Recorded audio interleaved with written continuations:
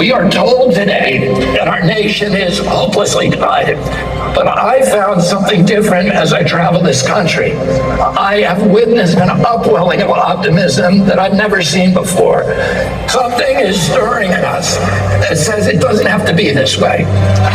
And so I've come here today to declare our independence from the tyranny of corruption, which robs us of affordable lives, our belief in the future, and our respect for each other. But to do that, I must first declare my own independence. Independence from the Democratic Party,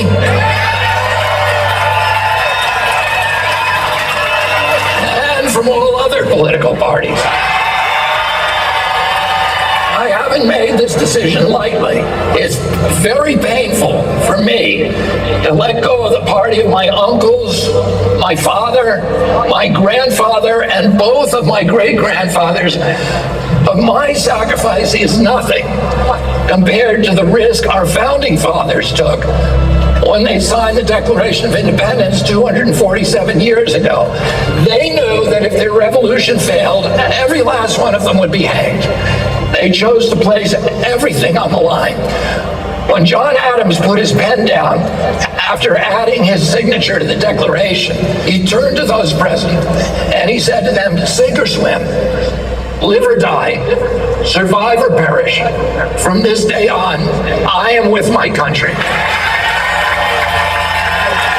I'm going to make that same pledge to you today so that I can stand before you, as every leader should stand before you, free of partisan allegiance, free from the backroom deals, a servant only to my conscience, to my Creator, and to you. Every president enters office promising to unite the nation and to work with people from the other party across the aisle. None of them ever does it. They can't. They're already chosen a side. Well, I'm not going to have that problem. I'm going to build coalitions from both sides of the aisle. And except for the small minority of public officials who are actually corrupt, I'm going to tell you the secret. They too want liberation from the system that has captured them. And isn't that ultimately what we all want? Liberation from a system that robs us of our wealth, our health, our hope, our patriotism, our ideals, our freedoms, and ultimately our sense of ourselves as a good and capable people. Is healing our divided nation possible? Let's go take back our country. God bless you, and God bless the United States of America. I am a real American, fight for the rights of every man. I am a real American, fight for what's right, fight for your life. Ladies and gentlemen, please welcome the next President of the United States, Mr. Robert F. Kennedy, Jr.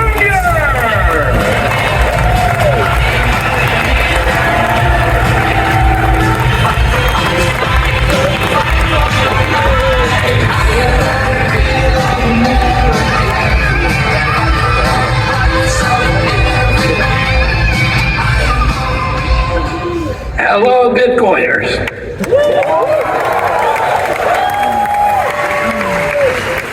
I am so glad to be back for my second Bitcoin conference. Since last year in Miami, I've been meeting with leaders and thinkers from this community. I've conferred with Bitcoin miners, with policymakers, with economists, with financial experts, with investors and developers and entrepreneurs that deepen my understanding of the extraordinary promise of Bitcoin for our country and for our planet. After all I've learned, I intend, as President of the United States, to sign an executive order on day one, directing the Department of Justice and the U.S. Marshals to transfer the approximately 200,000 Bitcoin held by the U.S. government to the United States Treasury, where it will be held as a strategic asset.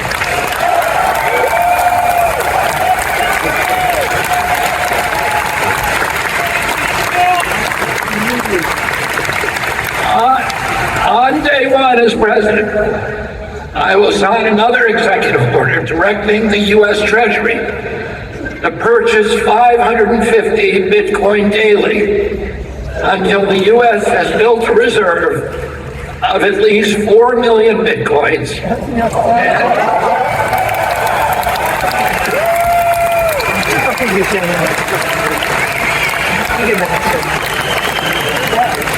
And a position of dominance that no other country will be able to usurp.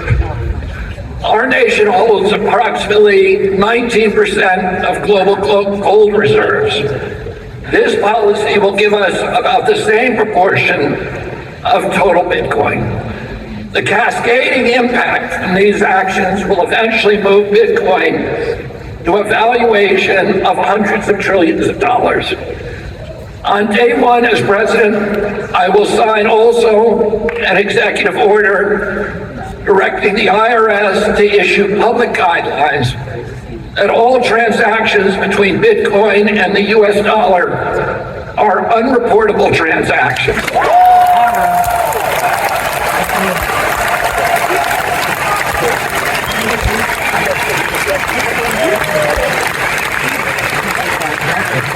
And by extension, non-taxable.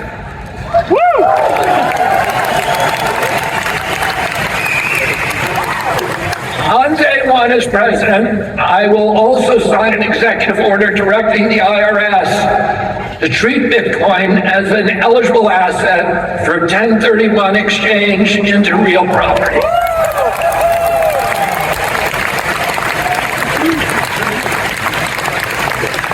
I want to say a couple of words about my observations about the Bitcoin community, which I consider myself part of. Despite their different viewpoints, I found the most striking feature of Bitcoin community is this kind of paradoxical juxtaposition marked by fierce divisions on several minor issues and an overwhelming sense of unity within the larger Bitcoin ecosystem. The Bitcoin community reminds me of how American politics ought to be: fiercely diverse, but ultimately united in our aspirations and our belief in our country and in our convictions that America is worth the fight. And in the end, we all come back together, united in our belief that Bitcoin is a technology for freedom, for optimism, for independence, for democracy and transparency. It is the currency of hope. It is the perfect currency.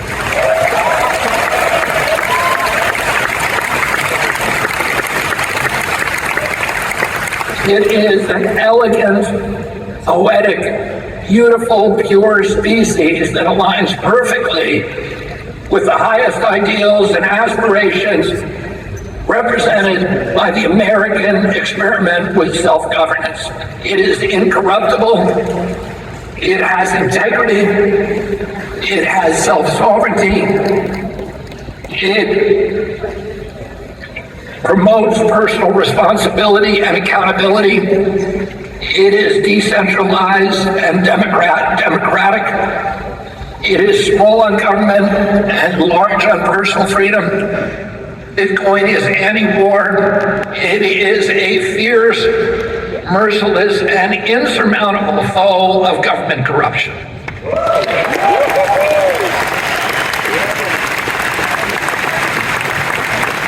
Now, many of you know my own introduction to Bitcoin, my own conversion. I knew from my children about Bitcoin, but it was it seemed almost to me something like a fad or a novelty. And then I saw what happened in Ottawa. I was running at that time the Children's Health Defense. which was the premier advocate for medical freedom in our country, and we had embedded with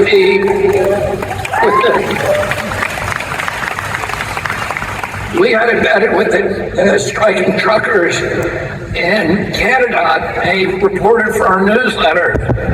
And she was traveling with the truckers from Alberta all the way to Ottawa. And the truckers are very diverse in Canada. They're Asian, they're black, they're white.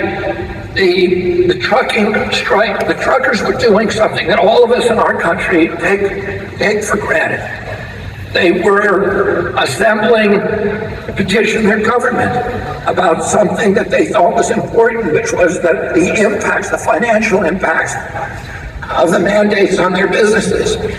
If you look at the videos of that event, it was like Woodstock. There were people who were giving out water bottles, they were picking up trash, they were playing music, they were being kind to each other. But it was portrayed by the Canadian government as a right-wing, extremist, violent terror organization. And the government began using facial recognition systems and other forms of surveillance to learn the identity of the truckers, looking at their license plates, etc. And then it froze their bank accounts. And it froze their $12 million PayPal account. And when Canada did that, it occurred that the premier template of democracy in the world besides the United States, it occurred to me immediately that transactional freedom was as important as freedom of expression in the First Amendment.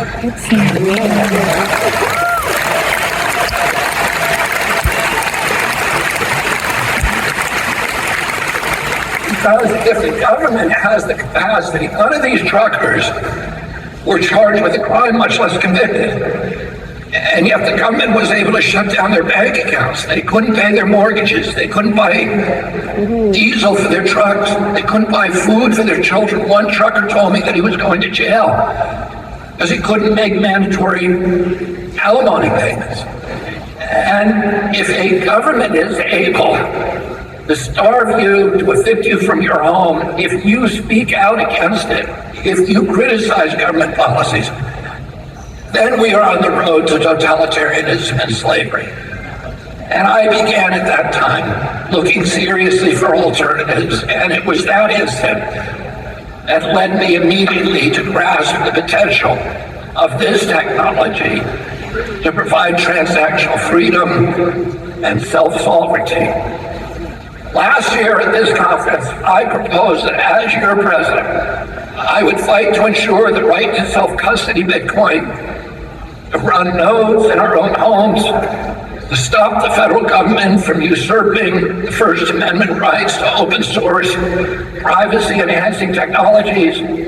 I pledge to prevent government officials from adopting CBDCs, which would inevitably morph into what we saw in Canada, a malevolent tool for surveillance and control.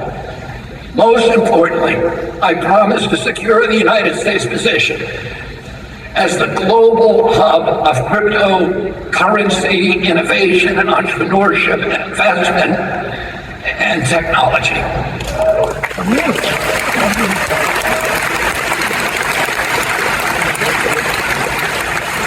As a lifelong environmentalist, I embrace Bitcoin as a mechanism for incentivizing greater investment in green and renewable energy production.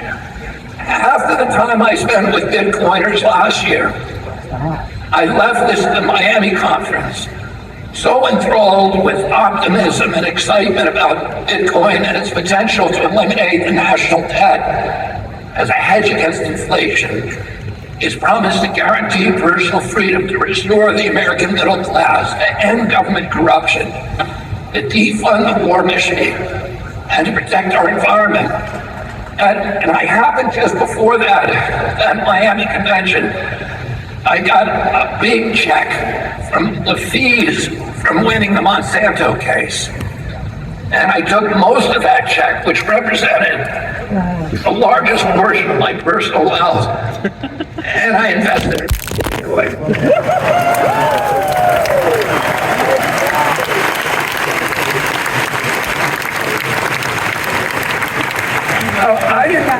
that with the hopes for a quick return on investment, I was told you might have to wait a long time.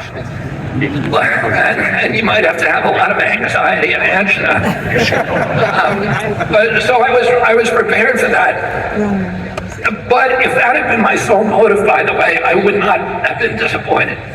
Because I got in it with good timing. But over the past year, I've gone even further down the rabbit hole. Let me put it, the orange rabbit hole. I'm convinced now more than ever that we have to work together to put all these proposals into action immediately. America's at a crossroads. We can either continue down the path we are on, racking up debt, constricting freedom, addicted to war, or we can look forward to use new technologies like Bitcoin to help us evolve, to achieve again our promise as a moral authority and the world's exemplar for incorruptible democratic governance.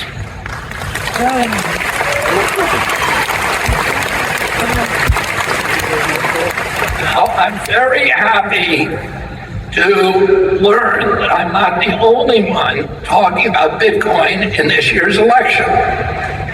Nothing could make me more joyful than to see other political leaders now jumping on the Bitcoin bandwagon.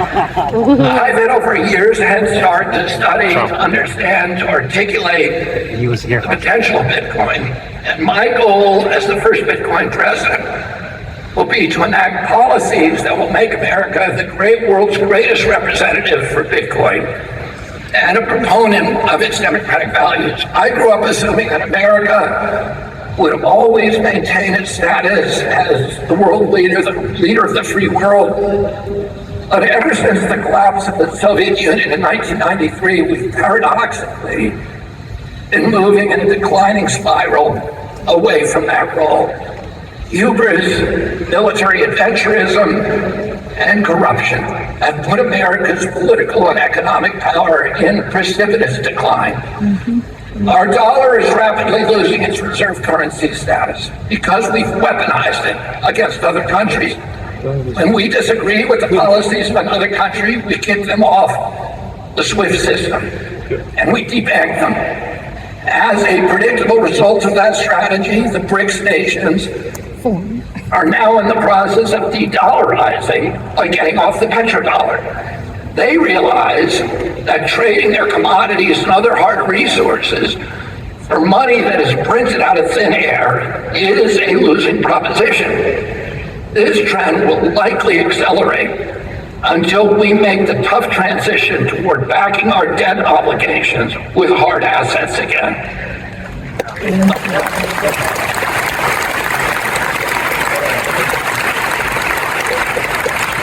I have a plan to strengthen the U.S. dollar and lower the interest rates and neutralize our $34 trillion debt by backing U.S. Treasury bills, notes, and bonds with hard assets, including a combination of precious metals and Bitcoin.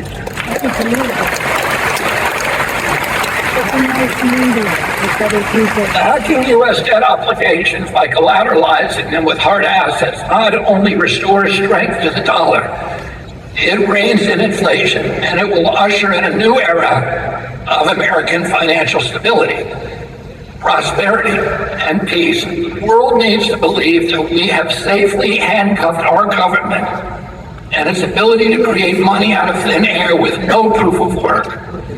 The innovative strategy that I'm proposing leverages the scarcity and liquidity of Bitcoin, along with gold and other hard assets, to restore the dollar's dominance in global finance. The world will rush to adopt an American-backed, decentralized currency that cannot be confiscated by governments, that can be traded and transacted on cell phones at the speed of light across every global border, with no banking fees or other transactional friction. This incorruptible currency will immediately start pulling wealth and assets from every other nation around the globe back into the United States, restoring the strength of our dollar and repairing our balance of payments. 6 months before his assassination, my Uncle John F. President John F. Kennedy signed an executive order that put silver coins in competition with the notes issued by the Fed. His intention was to rein in Fed discretion. He had been a critic of Fed policy, and he hoped to end the discretionary monetary policy and the inevitable debasement of the U.S. dollar. He understood that a highly leveraged economy leads directly to the destructive kind of wealth inequality that is today eroding American democracy and generating violence and division and discontent and hopelessness. Notably, after my uncle's assassination, the government immediately stopped issuing those silver coins and power returned to the Fed. My uncle apparently understood the potential for the Fed to evolve itself into a tyranny. Bitcoin has the potential to return monetary discipline to the Fed and to restore the dollar as the unchallenged global reserve currency. And just as Bitcoin can fortify the dollar, it can also secure America's position in cyberspace. I understand that tomorrow President Trump may announce his plan to build a Bitcoin Fort Knox and authorize the U.S. government to buy 1 million Bitcoin as a strategic reserve asset. And I applaud that announcement, and we should all applaud it.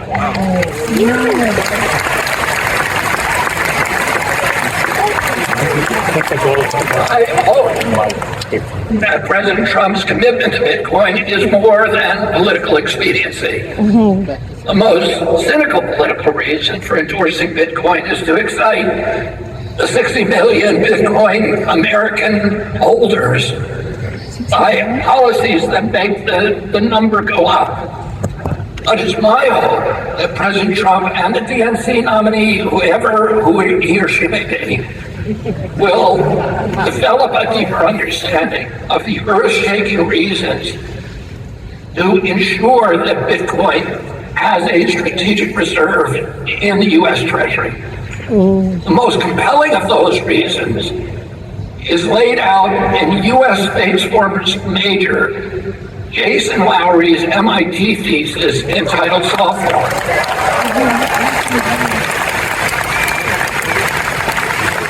Major Lowery points out that Bitcoin has been mischaracterized as money, when in fact it is a cyber defense system that will protect our online identities and data in cyberspace.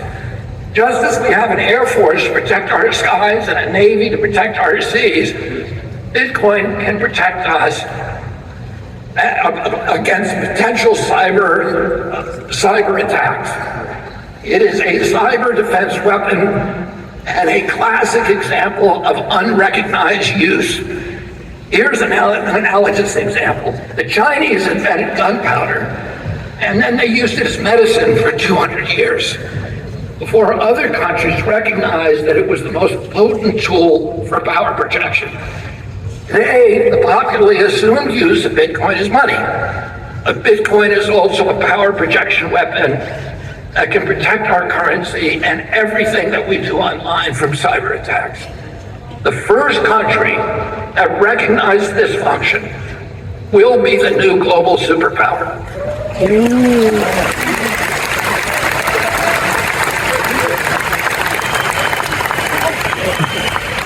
We need to grab the reins and harness Bitcoin's full potential if we want to regain and consolidate our title as leader of the free world.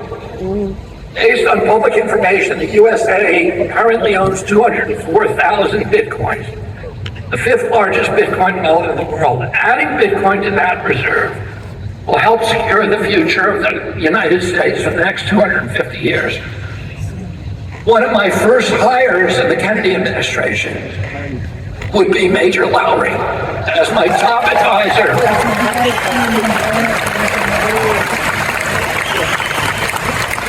As my top advisor for my national security team.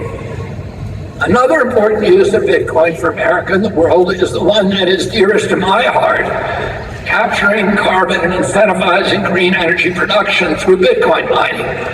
I served for 40 years as an environmental champion and for a decade as a partner in the green tech venture capital firm Vantage Point, which is the #1 green tech energy and technology firm in the world. I played key roles in developing some of the world's largest solar and wind power generation projects. Critics of Bitcoin have wrongly cast it as an environmental threat because of its high energy demand. The opposite, of course, is true. Bitcoin miners are more sensitive to energy pricing than any other industry. This means that they can only survive in the marketplace by utilizing the cheapest energy, and that invariably means waste energy and surplus power. For example, methane from landfills would otherwise go into the atmosphere.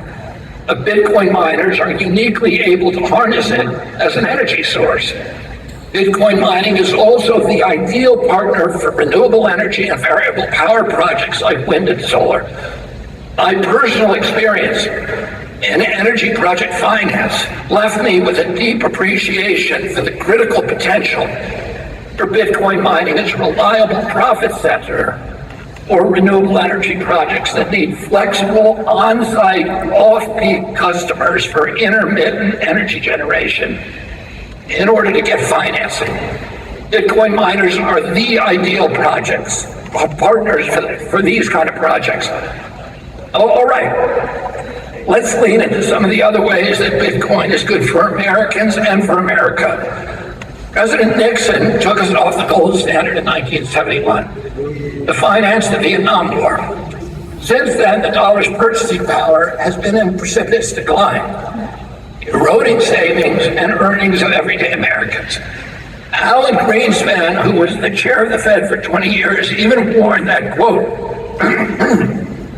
in the absence of a gold standard, there is no way to prevent savings from confiscation through inflation, end quote. Inflation, as we all know, is theft, and it's almost always theft from the poor.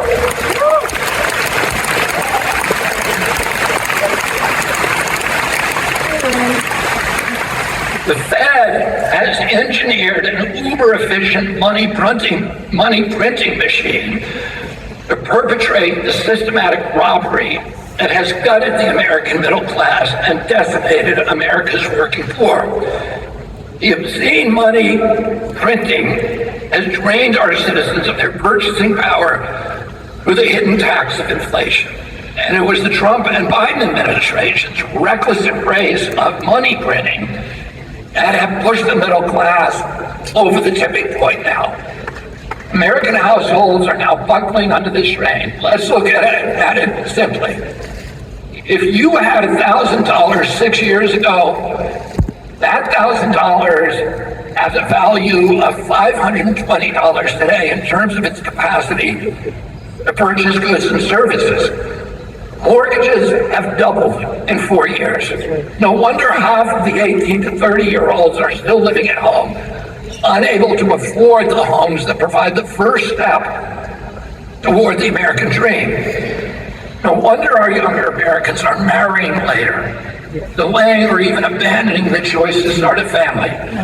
Their dwindling purchasing power forces them into these sacrifices. The hopelessness of the task of steadily growing savings, which we all assumed that was just part of our lives, it has pushed, and now today this generation is facing these moving goalposts. They make money, they think they're doing well, and then the money disappears. And not for anything they did, but because of inflation. And it has pushed this whole generation into a kind of financial nihilism. And it's contributed to the epidemics of depression, of suicide, of hopelessness, of alienation, of dispossession, of the loss of pride in our country, the loss of hope for their own generation, their own futures among young Americans. Healthcare costs are also increasing exponentially. I talked a couple of months ago with a young New Hampshire couple, and they told me with tears in their eyes how they had gotten in an argument, the husband and wife, holding a crying baby in their arms at night, and having to wonder about whether that baby was $50 sick or $100 sick or $500 sick before they brought him to the emergency room. Over half of Americans cannot put their hands on $1,000 if they have emergency. If you are part of that cohort and the engine light goes on in your car, it is the apocalypse. Because you know you're not going to be able to afford the mechanic. You won't be able to get to work. You won't be able to pay your rent, and then you're going to be out on the sidewalk. And that decile has ended up with this army tent encampments in the cities that I live in Los Angeles, New York, San Francisco, and all over the country, where armies of Americans, of hardworking Americans, are now living because the engine light came on in their car, or they got 2 flat tires at once, or they had some other expense that was unanticipated. Walk outside and you're going to see it.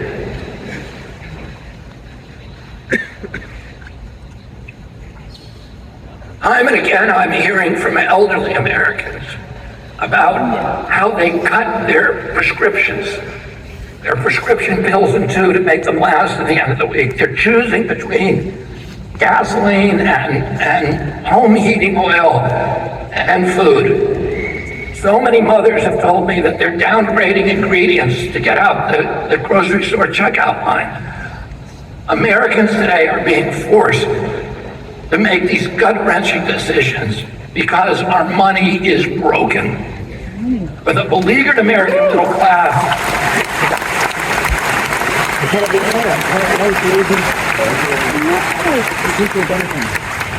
for the beleaguered American middle class, Bitcoin is the off-ramp from the inflation highway of doom. If the world were on a Bitcoin standard and our money held its value, we would all have the ability to live more abundant lives. Bitcoiners have it right. Fix the money, fix the world.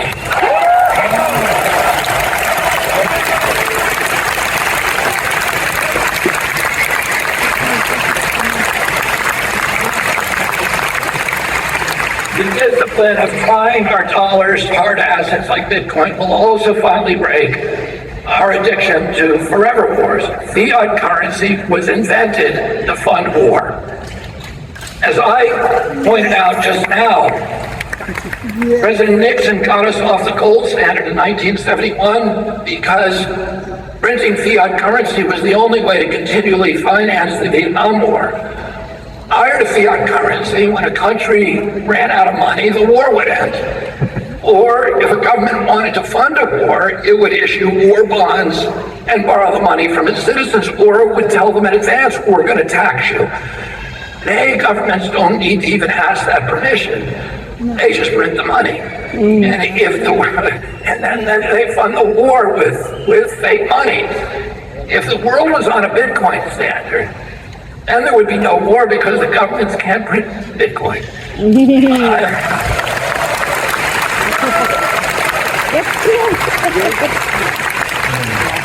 I'm a proponent of Bitcoin because it can defund the military-industrial complex.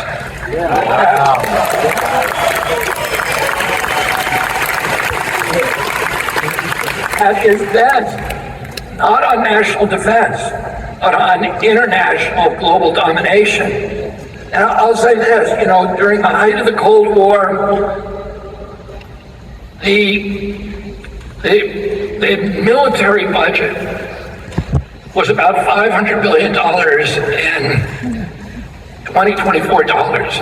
Today it's double that. Why do we need twice the money that we needed during the height of the Cold War? Well, we need it because it has nothing to do with national defense. It has to do with global hegemony and international domination that is actually counterproductive. It's bankrupting us all.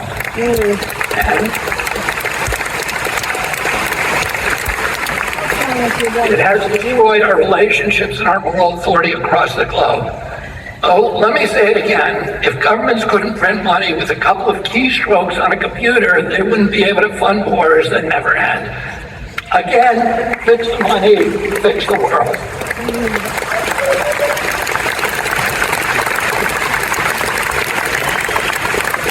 And make no mistake, one of the main reasons my administration will fix our broken money is to defund the war machine. To reach that goal, I'm going to support making direct ownership of Bitcoin tax-free. The conversion of Bitcoin back into dollars will be non-reportable transaction to the IRS and not subject to capital gains.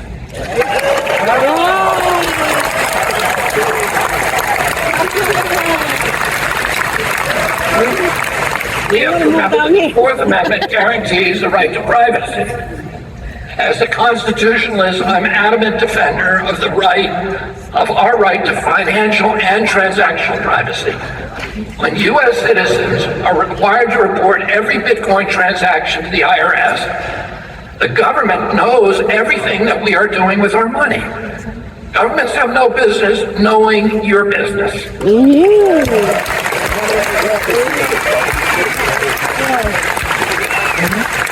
More importantly, making the direct ownership of Bitcoin tax-free creates financial incentive to own Bitcoin and not a Bitcoin ETF, which is a security and therefore subject to capital gains. This is crucial because direct ownership of Bitcoin keeps it decentralized.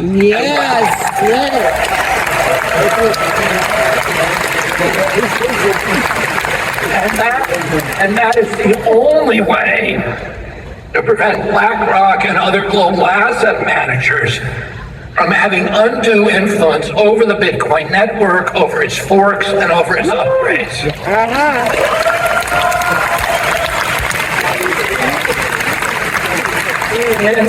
In 2014, the IRS declared Bitcoin to be property and regulated the purchase and sale as a capital transaction. It's important to understand that this tax law was never passed by Congress, and it was never signed into law by the President of the United States. The IRS and the SEC simply usurped government power in order to suppress decentralized financial democracy. The U.S. Supreme Court recently, of the Chevron doctrine, reopens that decision.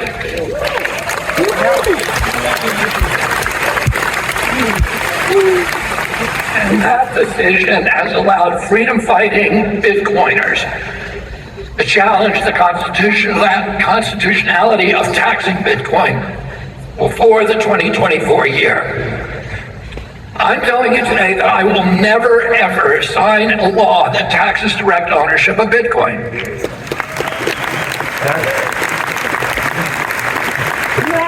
I will use my power to reverse any law that does so. I will end the Biden administration's war on Bitcoin. Tax-free Bitcoin is not only critical for citizens' financial autonomy, freedom, and privacy, it is essential to keep it decentralized and democratic as Satoshi created it to be.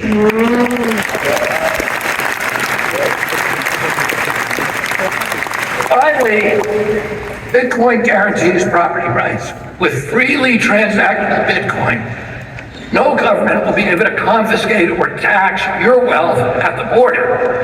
This is another example of Bitcoin's potency as a weapon against totalitarianism. So as this election cycle starts to heat up, you have choices to make. You've heard what I propose to do. Let's compare that to what my Republican opponent proposes. And I welcome President Trump's new enthusiasm for Bitcoin. But he's only weeks into the Bitcoin dialogue. And I have the advantage of being here longer. And hopefully his learning curve will mirror the kind that I went through. My guess is that initially, at least, there's going to be a lot of talk about pricing and how a change in government policies can make Bitcoiners wealthy. But we all know that that is just one of the minor points of Bitcoin. Bitcoin is about something much bigger.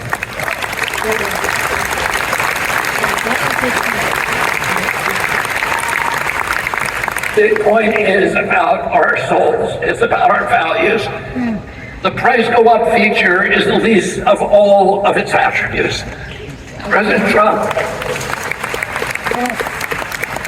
That's a long way to go to explain how his personal values align with those of Bitcoiners. If he doesn't do that, then we don't really have any assurance, do we, that his endorsement is not another ephemeral monetary policy fad du jour. That assurance will require him to repudiate some of the central policies of his last administration. During his years in the White House, President Trump had consistently spoke out against Bitcoin. In December of 2020, he was openly hostile to Bitcoin and tried to outlaw self-custody wallets. This was a time when Americans, particularly more than any time in our history, needed any store of value that they could get to compensate to the hits to their income from the lockdowns, from the declining purchasing power due to the money printing orgy and the COVID closures of all of our businesses.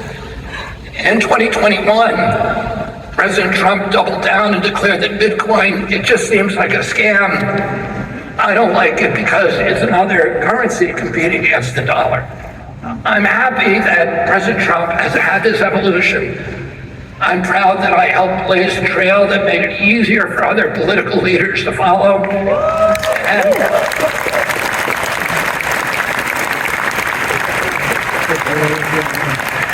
And I'm grateful to the 50 or 60 million Bitcoiners like Michael Saylor, who were there before me and helped me understand the nation-saving potential of Bitcoin.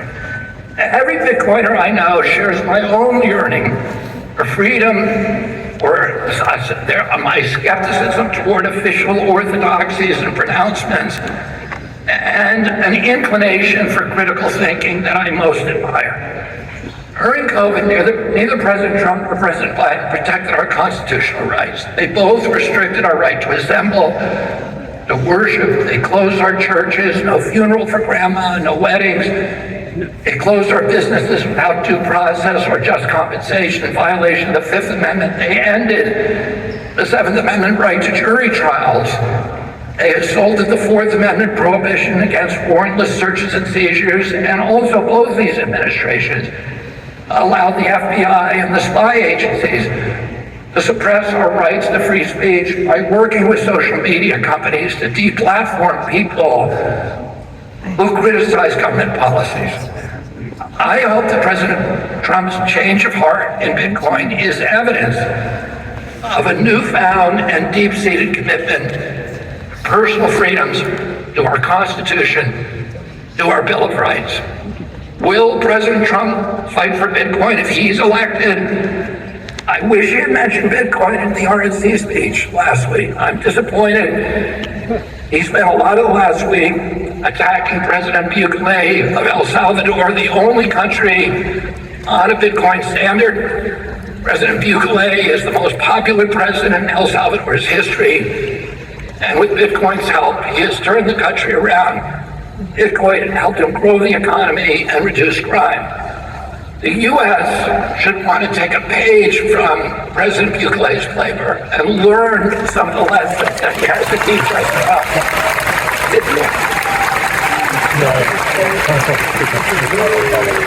And even more alarming, President Trump, in an interview last month with Bloomberg, floated the idea of bringing on Jamie Dimon as his Secretary of Treasury. I'm grateful that President Trump yesterday walked back that comment, but I'm not sure how he could have ever considered bringing on one of the biggest long-time critics of Bitcoin and the world's ultimate advocate for centralized control, if he truly is committed in his soul to the freedom and decentralization that we all are committed to. Those choices don't match the spiritual alignment of Bitcoin. Bitcoin represents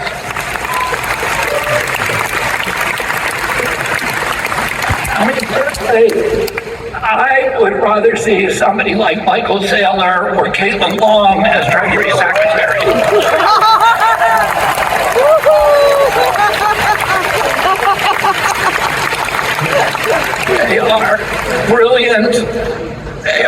encyclopedic, they're forward-thinking, they deeply love our country, and they represent the ideals of decentralization and economic democracy. Finally, President Trump has had 4 years to pardon Ross Ulbricht and Julian Assange and Edward Snowden. And he didn't do it. And we need to ask ourselves why. I've already looked into those cases, and I plan on pardoning them all on day one.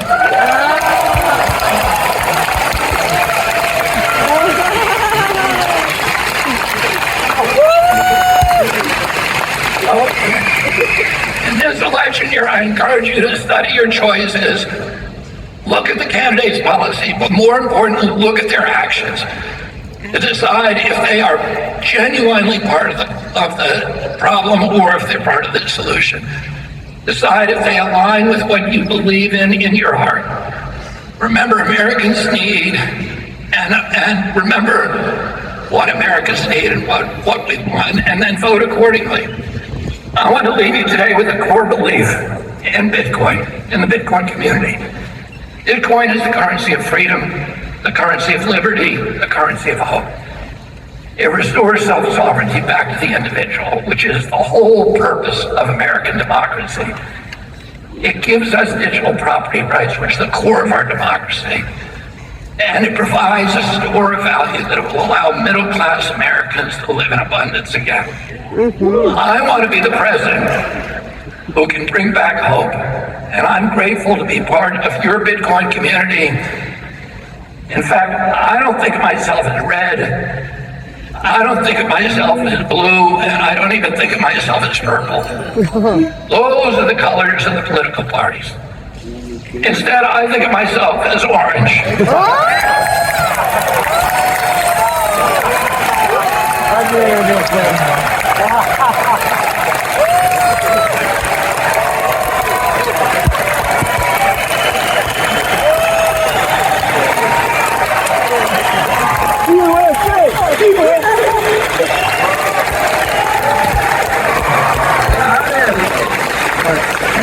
That is the color of freedom. And it's true, President Trump has orange hair. I can only admire him for that from afar. I'll never be able to match him on that. It's a really great start.